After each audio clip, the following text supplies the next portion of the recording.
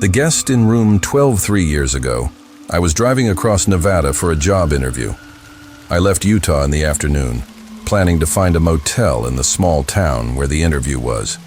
I didn't book anything, assuming it'd be easy to find a place. Around 11 p.m. I pulled into a dusty lot off the highway. A flickering neon sign read, "Starlight Inn vacancy." The motel looked rough, peeling paint, cracked windows, a total dive. Exhausted, I didn't care.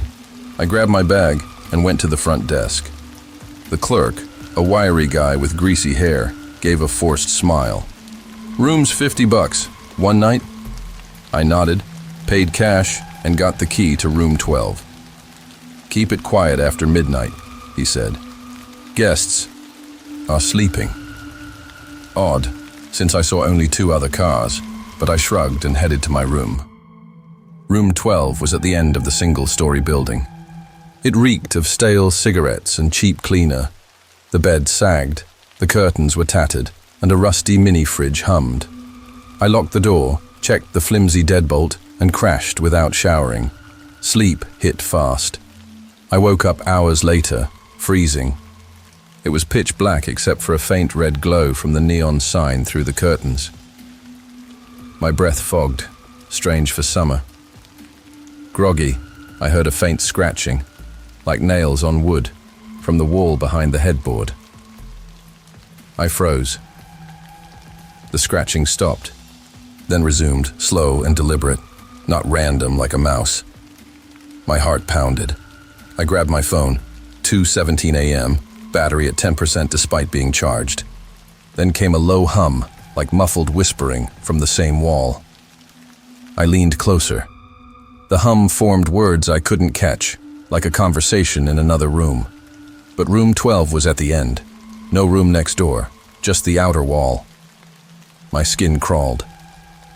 I tried to brush it off as wind or fatigue, but the whispering grew louder, saying my name. "Ethan. Ethan." I bolted upright. No way I imagined that. I checked the room. Door locked, window latched, nothing amiss. But the air felt heavy, like I was being watched. I grabbed my flashlight and scanned the room. The beam caught a faint outline on the wall above the bed, a painted-over door. I touched it. The paint was uneven, with a seam. The whispering came from behind it now. "Come in, Ethan." My stomach dropped. I backed away, tripping over my bag. Then I heard footsteps outside, heavy, crunching on gravel. They stopped at my door. A shadow moved under it, like someone stood there.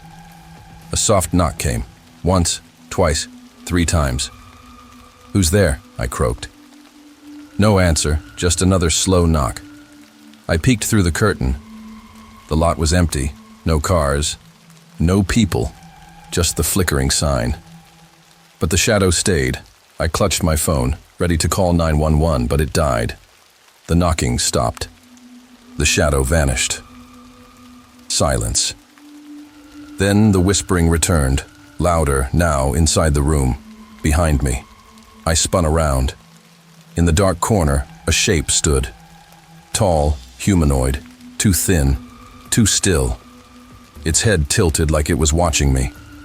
I couldn't see its face, but I felt its eyes. My legs shook. I fumbled with the lock, yanked the door open, and ran to my car without looking back.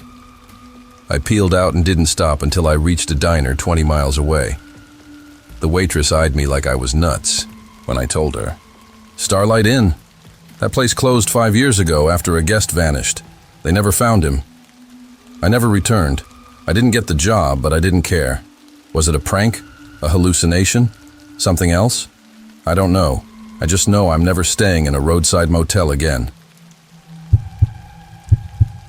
The car in the woods, I'm Sarah, and this happened when I was 19, on a camping trip with my cousins in Oregon.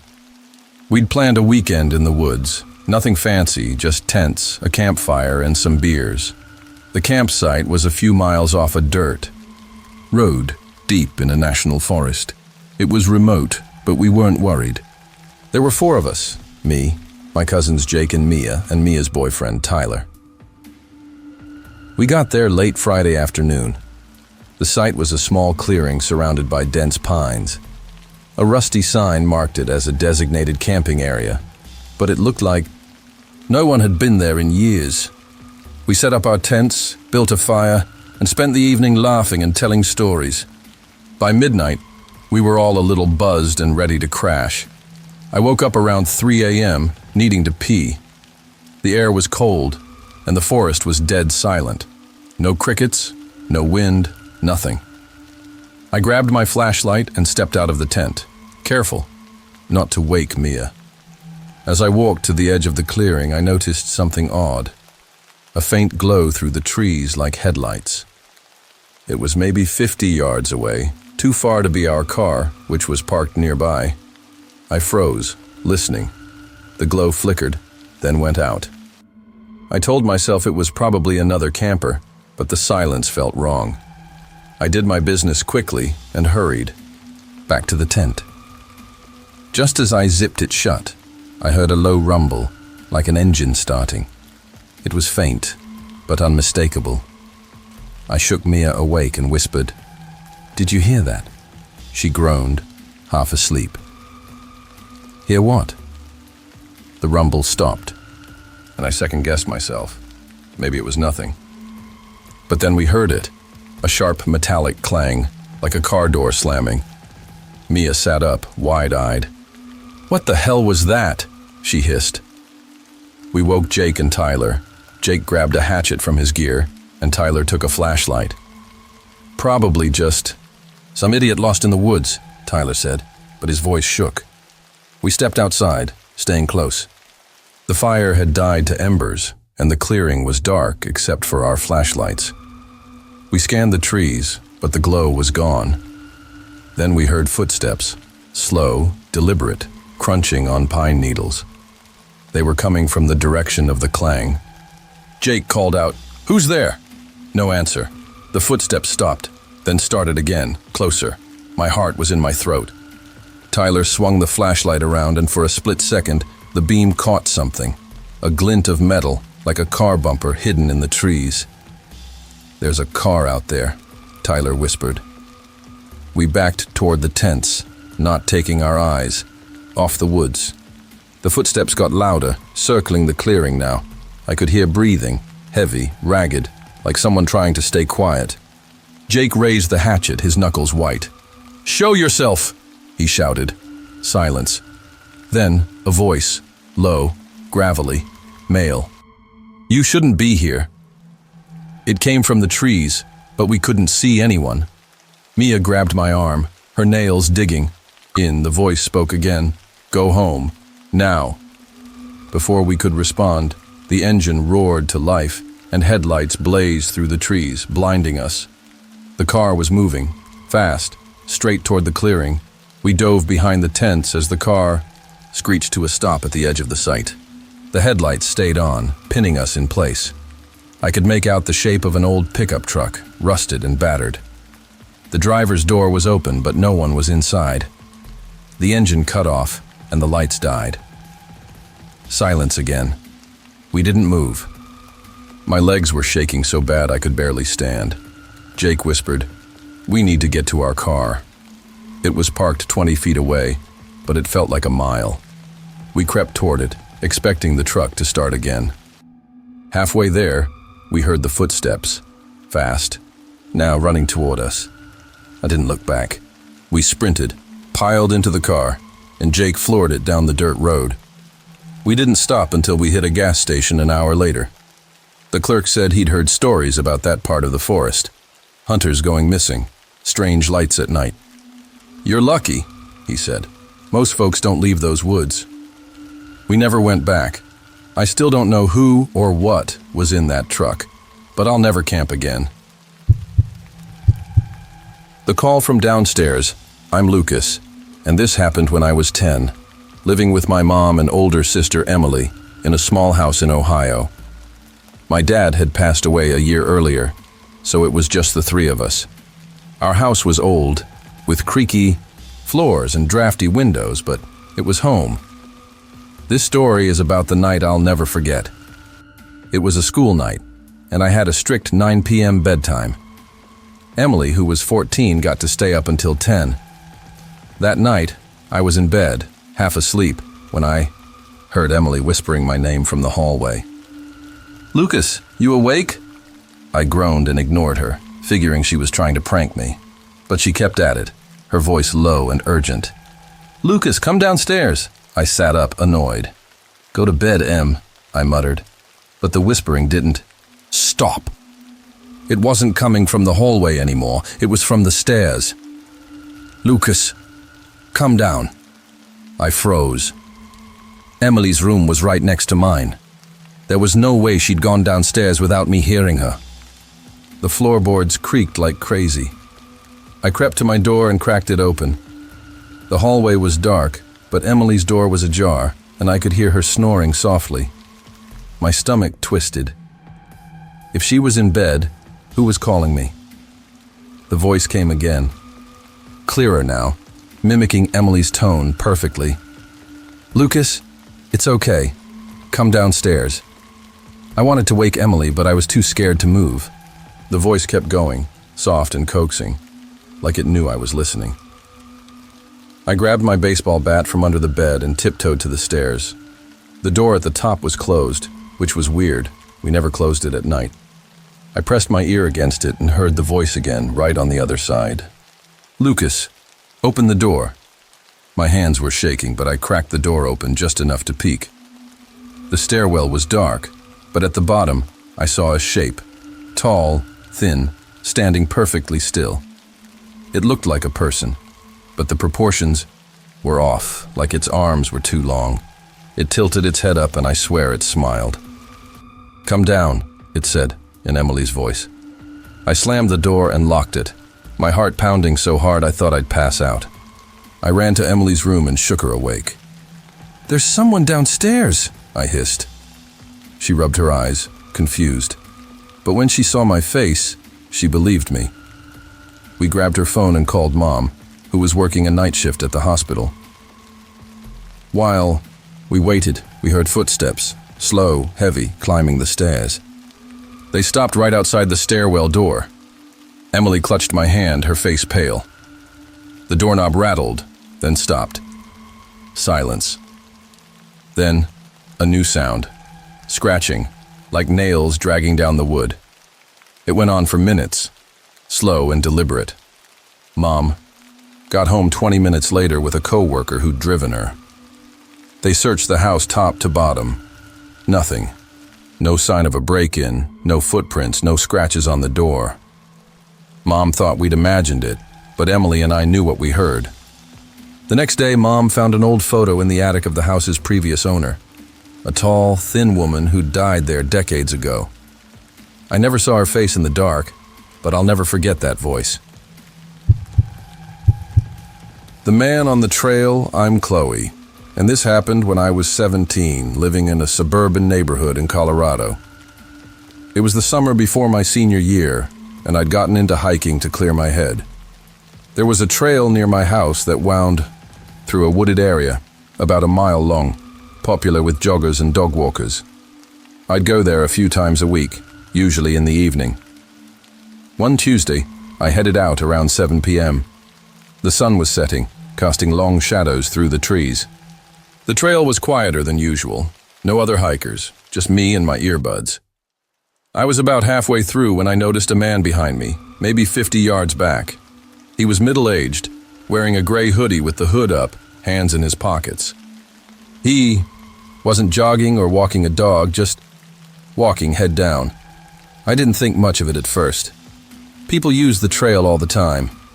But every time I glanced back, he was still there, same distance, same pace.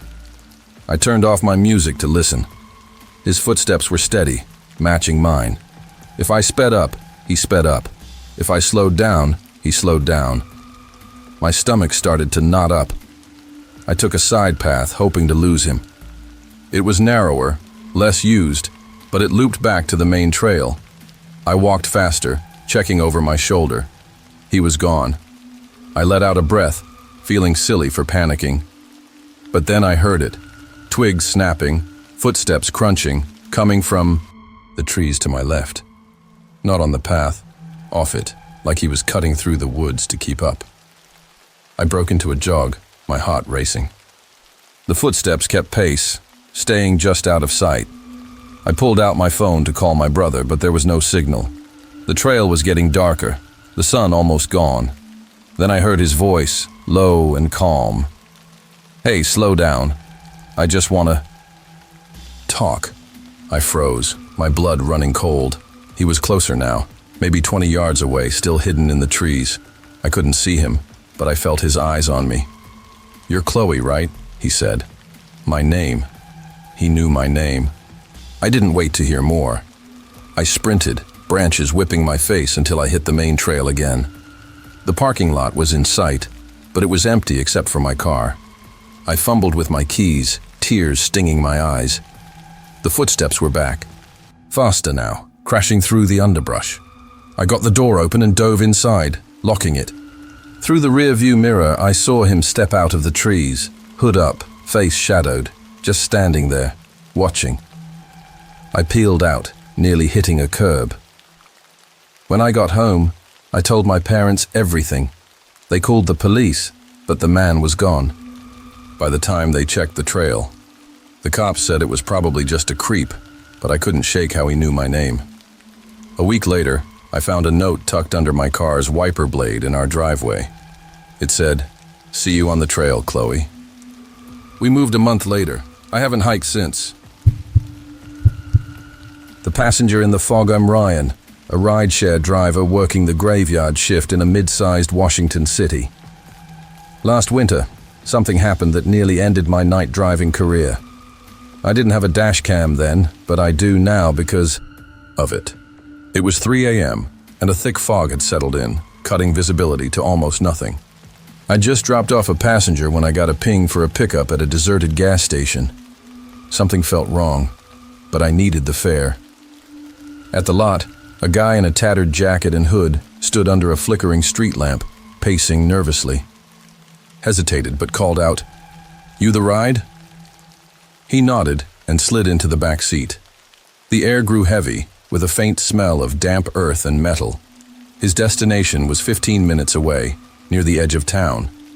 In the rear view, his bloodshot eyes locked onto mine, unblinking, his face gaunt and unsettling. "You good?" I asked. No reply. He just stared. I turned on the radio. He snapped, "Turn it off." His gravelly voice sent a chill through me. I gripped the wheel, the fog swallowing the road. Then he asked, "You ever pick up someone dangerous?" I laughed it off, saying, "Not yet." He leaned closer. "You never know who's behind you." He started muttering about a job gone wrong and someone who wouldn't listen. My pulse raced. Was he high, crazy, or worse? Then he said, "You live on Maple Street, don't you, Ryan?" My name. My address. I nearly swerved. "What?" I stammered. He smirked, saying nothing. The app showed no name, just a generic avatar. 5 minutes from the drop-off, he leaned forward, his breath on my neck. "Pull over. Now." I froze. "We're almost there," I said. He repeated it, louder. Then headlights appeared, a police cruiser, its spotlight sweeping. He slouched, hiding. The cop passed. He muttered, "You got lucky." At a stoplight, he bolted into the fog. I sped to a lit gas station and quit for the night. A week later, a news report described a robbery at that gas station. The suspect matched his description. Tattered jacket, gaunt face. They never caught him. I don't know how he knew me, and I don't want to. Now I check every passenger's profile and never drive without a dash cam.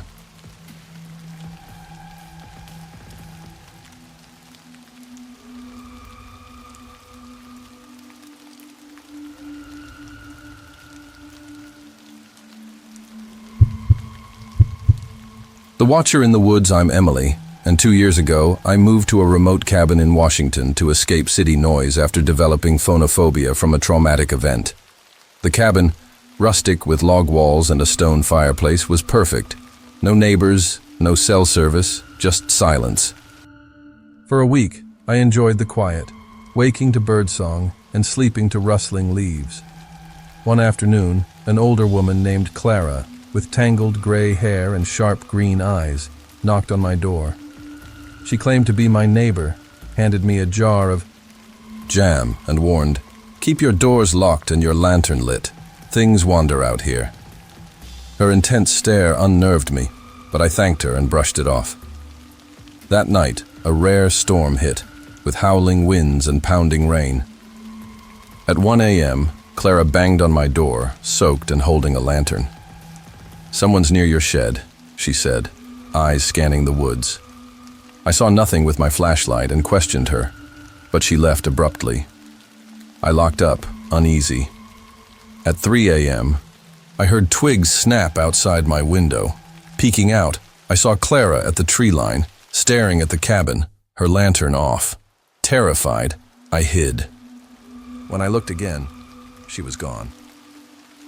At dawn, a scruffy man knocked, looking agitated. I didn't open the door. He circled the cabin, peering in windows, then smashed one. I locked myself in the bathroom and called 911.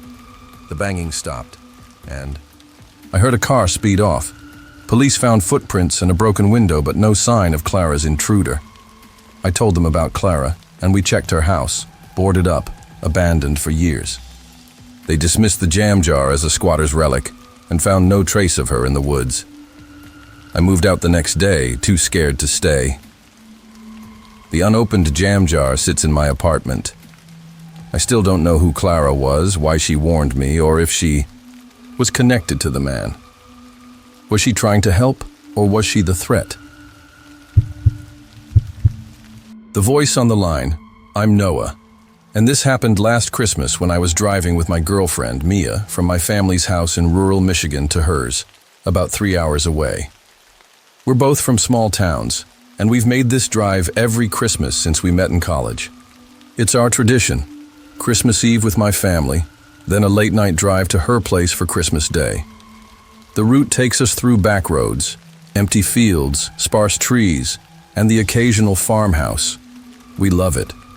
It feels like we're the only two people awake in the world. Last year, we left my parents' house around 1 a.m. Snow was falling lightly, dusting the road. Mia was in the passenger seat, scrolling through our playlist, mostly lo-fi hip-hop, our go-to for these drives. The roads were deserted, just how we liked it. We were singing along, laughing, when my phone rang, cutting off the music. The screen showed an unknown number. I groaned, probably a spam call. Who calls at 1:30 a.m. on Christmas? I ignored it, and Mia joked, "What kind of telemarketer works this late?" We laughed, but a minute later it rang again. Same unknown number. I sighed and let it go to voicemail. "Persistent," Mia said, raising an eyebrow. I shrugged, but the vibe in the car shifted slightly. When it rang a third time, I was annoyed. I grabbed the phone, ready to give whoever it was a piece of my mind. Mia put her hand on my arm like she sensed I was getting worked up. I answered, "Who is this?" My tone was sharp, silence, just faint static like an old radio. I turned up the volume, and a man's voice came through, low and deliberate. "Noah, right?" My heart skipped a beat. I glanced at Mia, who looked confused. "Who's this?" I repeated, trying to sound calm. The voice chuckled. "You're driving to Mia's house, aren't you? The blue farmhouse on County Road, 12. I nearly dropped the phone. He knew my name, Mia's name, and exactly where we were going. My hands tightened on the wheel. "What do you want?" I asked, my voice shaking. Mia's eyes widened. She could hear him now. The man paused, then said, "I'm not here for you, Noah. I'm here for her." Mia gasped, covering her mouth. I shouted, "You've got the wrong number!" But it sounded weak, desperate. He laughed again, cold and slow. "She's wearing a red scarf, isn't she?" I looked at Mia. She was wearing a red scarf, a gift from my mom. My stomach dropped. I pulled over, the tires crunching on gravel. Mia grabbed the phone and ended the call, her hands trembling. "Why'd you do that?" I snapped, panic taking over. "He knows where we are." She was crying now, shaking her head. "I'm scared, Noah. Just drive." I started driving. Again, checking the mirrors for any sign of another car. The road was empty, but I felt exposed, like we were being watched. I tried calling the number back, but it wouldn't connect, like it didn't exist. Mia was quiet, staring out the window, her scarf crumpled in her lap. I wanted to ask if she knew anything, but the fear in her eyes stopped me. We'd had trust issues before, small lies, things she'd kept from me, but this felt different. We made it to her house around 4 a.m. Her parents were asleep, and we didn't wake them. We locked the doors and stayed up, too rattled to sleep. I kept expecting the phone to ring again, but it didn't. The next day, I asked my family if they'd told anyone about our plans. They hadn't. Mia swore she didn't know who it was, but I couldn't shake the feeling she was holding something back. A month later, I saw a news article about a series of prank calls targeting couples in rural areas. The caller would use personal details to scare them, but no one was ever hurt. Police thought it was someone hacking into social media or phone data. It sounded like our guy, but it didn't explain how he knew so much. Mia and I are still together, but that drive changed something. Every time my phone rings at night, I brace myself for his voice. The van in the alley, I'm Jenna, and I live in a quiet town in upstate New York. It's the kind of place where everyone knows everyone, and you don't lock your doors at night. My house is a small, one-story rental I share with my roommate, Claire, who's often away for work. The neighborhood is spread out, with maybe 150 feet between houses, and a narrow alley runs behind our backyard, bordered by a thin strip of woods. This happened last spring, and I haven't felt safe since. I have a routine: work at the local library, home by 6 p.m., cook dinner, then take a walk around the block to unwind. One Tuesday, I got back from my walk around 7:30 p.m., just as the sun was setting. As I approached my house, I noticed a beat-up gray van parked in the alley across from my backyard. It stood out. Our street rarely sees unfamiliar vehicles, and the alley is mostly used for garbage pickup. I slowed my pace, squinting to see if anyone was inside. The windows were dark, possibly tinted, but I could make out a faint silhouette in the driver's seat. I brushed it off as someone visiting a neighbor, but I kept an eye on it as I unlocked my front door. That night, as I was watching TV, I heard a faint scraping sound, like metal on concrete, coming from the backyard. I muted the TV and listened. It stopped, then started again, louder. I peeked through the kitchen window, but the yard was dark.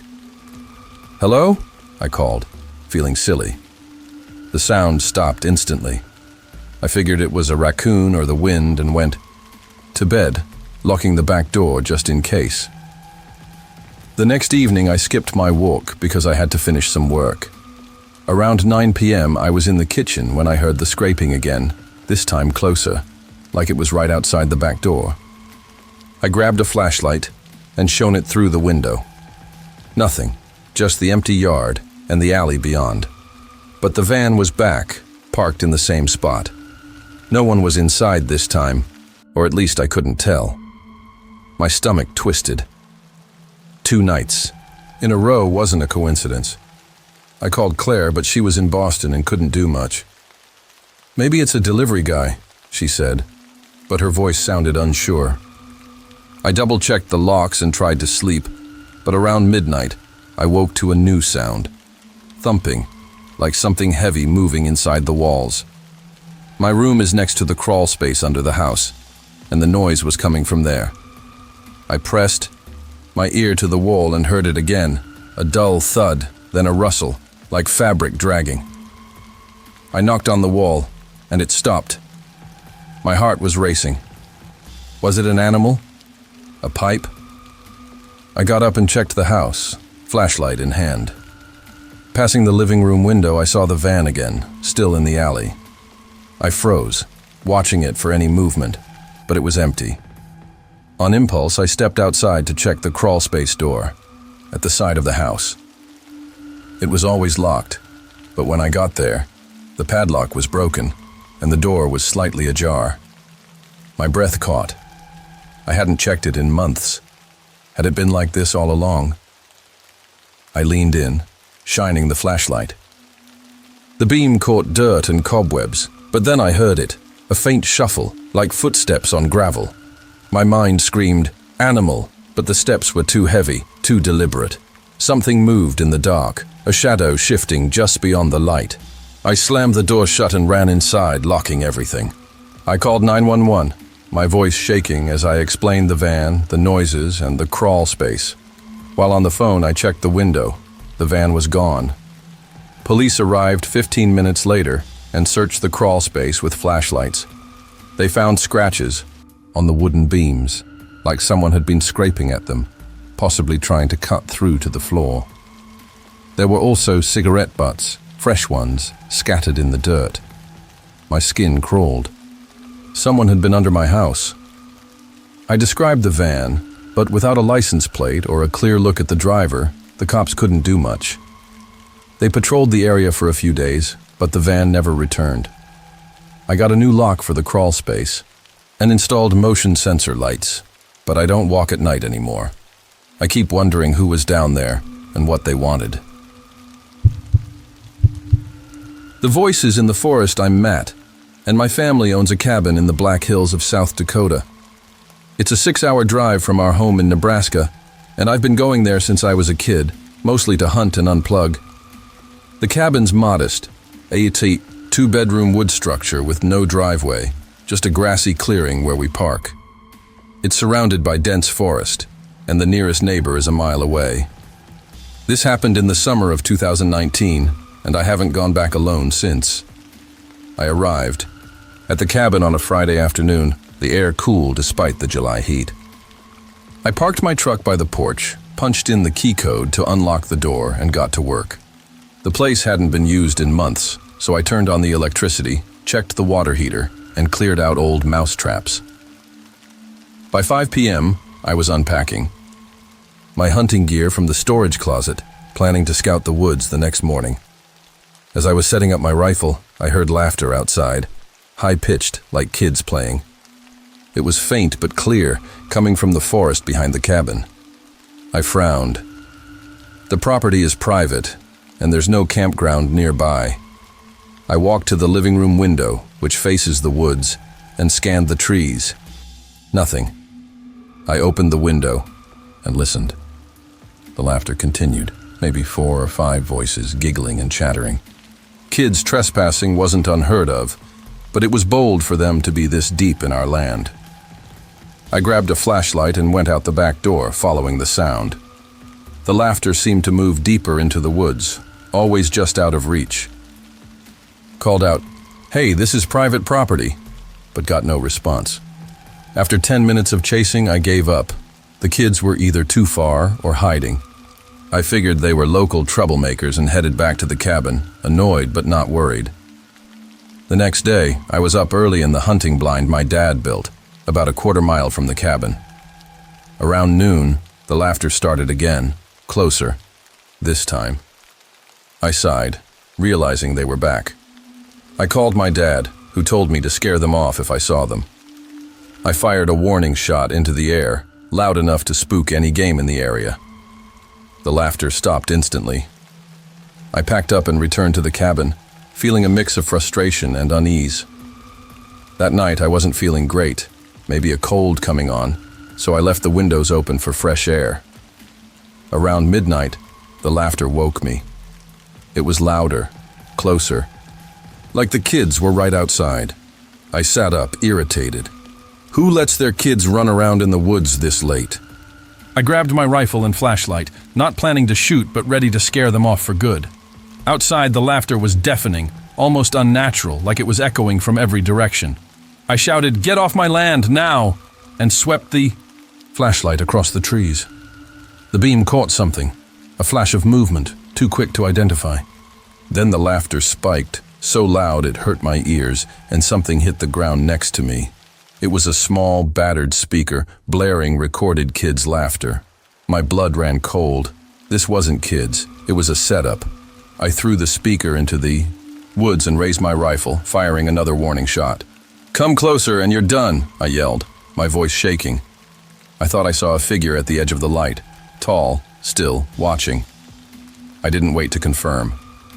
I ran back to the cabin, locked the door, and closed every blind. I considered calling the sheriff, but the nearest station was 45 minutes away. I decided to leave. As I packed, I heard a wet slap against the living room window.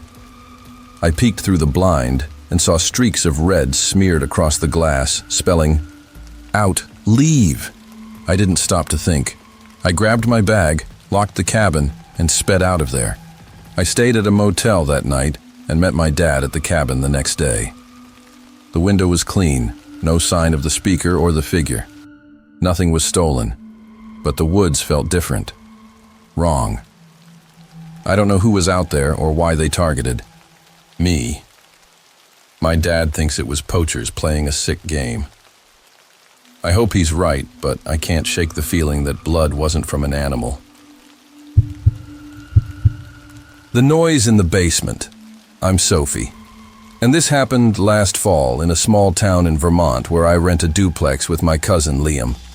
He travels for work, so I'm often alone. Our place is old with creaky floors and a basement we rarely use.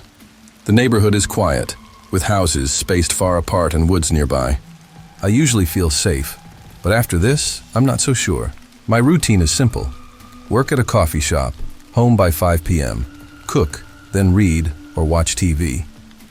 One Monday, I got home and noticed a black SUV parked down the street near the woods. It was unusual. Our road doesn't get much traffic, but I figured it was someone visiting. I went about my evening, but around 8 p.m., I heard a faint tapping from the basement, like metal on wood. I paused my show and listened. It stopped, then started again, rhythmic and deliberate. I checked the basement door in the kitchen, which we keep locked. It was secure, so I called out, "Hello?" The tapping stopped. I laughed it off, probably pipes or a critter, and went back to my show. The next night, the SUV was back, same spot. I didn't think much of it until the tapping returned, louder, around 9 p.m. I grabbed a flashlight and checked the basement stairs. Nothing. But the air felt heavy, like someone was down there. Called Liam, who said it might be a squirrel and to check the basement vent. I didn't want to go down alone, so I waited. That night, I woke at 2 a.m. to a new sound, scratching like nails on concrete, coming from the basement. I pressed my ear to the floor and heard faint shuffling like footsteps. My heart raced. I knocked on the wall, and the noise stopped, but only for a moment. Then it came back, faster, like something was pacing. I grabbed my phone and checked. The windows. The SUV was still there, its dome light on, like someone was inside. I was too scared to go outside, but checked the basement door again. The lock was intact, but the handle felt loose, like it had been tampered with. I moved a chair against it and stayed up, listening. Around 3 a.m., I heard a loud thud, like something heavy falling downstairs. At dawn, I mustered the courage to check the basement's exterior hatch, which leads to the backyard. The padlock was gone, and the hatch was slightly open. I didn't dare look inside. I called the police, and while waiting, I noticed the SUV was gone. The officers searched the basement and found scratches on the concrete floor and a pile of fast food wrappers in a corner, recent, like someone had been there for days. They also found a knife, rusted but sharp, tucked behind a pipe. The police dusted for prints but found nothing usable. They said it was likely a transient looking for shelter, but the knife and wrappers suggested someone had been watching the house. They patrolled for a week, but the SUV never reappeared. I got a new lock for the hatch and a security system, but I don't go in the basement anymore. I keep wondering who was down there and how long they'd been watching me. The knife is still with the police. I hope I never see it again.